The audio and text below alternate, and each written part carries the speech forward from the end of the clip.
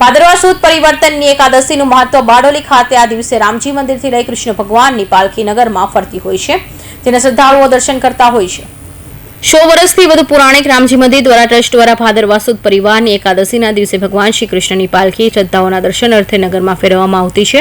આ પ્રણાલી વર્ષોથી ચાલી આવી છે। કહેવાય છે આ ભાદરવા સુદ પરિવર્તનના દિવસે ભગવાન શ્રી કૃષ્ણ પોતાના સમયગાળા દરમિયાન આ જ દિવસે નગર ચર્ચા કરવા નીકળ્યા હતા, જેને લઈ રામજી મંદિર ટ્રસ્ટ વર્ષોથી આજના દિવસે ભગવાન શ્રી કૃષ્ણ પાલખીમાં મૂકી નગરમાં પાલખી ફેરવતા હોય છે અને જે શેરીઓ સોસાયટીના લોકો શ્રદ્ધાપૂર્વક આ પાલખીઓને પોતાના ઘરે પધરામણી કરાવતા હોય છે। એ પરંપરા આજે પણ ચાલે છે। રામજી મંદિરથી નીકળેલી પાલખી નગરની અલગ અલગ શેરીઓમાં તેમજ સોસાયટીઓમાં થઈ રામજી મંદિર આ પાલખી યાત્રાની પૂર્ણ હારી કરવામાં આવે છે। જે આપનું નામ અને આ પરંપરા કેટલા વર્ષોથી ચાલે છે, ક્યાંથી યાત્રા કરવામાં આવે છે અને ક્યાં પૂરી કરવામાં? જય શ્રી કૃષ્ણ। આ એક જળધિરાણાની એકાદશી છે।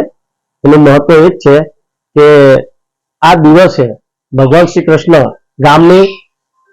ગામ ચર્ચા માટે નીકળેલા હતા। એને અનુસંધાને આજે આ રામજી મંદિર ખૂબ પૌરાણિક મંદિર છે, જે 100 વર્ષ ઉપરથી આ પાલખી યાત્રા કરવામાં આવે છે। એનો મુખ્ય હેતુ એ જ છે કે જ્યારે કૃષ્ણ ભગવાન પોતાની નગરીમાં નગર ચર્ચા માટે નીકળતા અને એ મહત્વનો દિવસ જેને આપણે એકાદશી તરીકે મનાવીએ છીએ, એટલે આ એકાદશીની અંદર શ્રી રામજી મંદિર ટ્રસ્ટ 100 વર્ષ ઉપર થઈ ગયા છે, આ પાલખી યાત્રા કાઢે છે અને ગામના નગરના ખૂણે સોસાયટી ગામ જઈને આનો શ્રી કૃષ્ણનો નામનો પ્રચાર કરવામાં આવે છે અને સૌ ભાવિક ભક્તિથી એમને પૂજા અર્ચના કરી અને પોતે ધન્યતા અનુભવે છે અને ઘણા ભાવિક ભક્તો પોતાના ઘરમાં પાલખીને બોલાવીને એનો ખૂબ સન્માનપૂર્વક પૂજા અર્ચના કરે છે।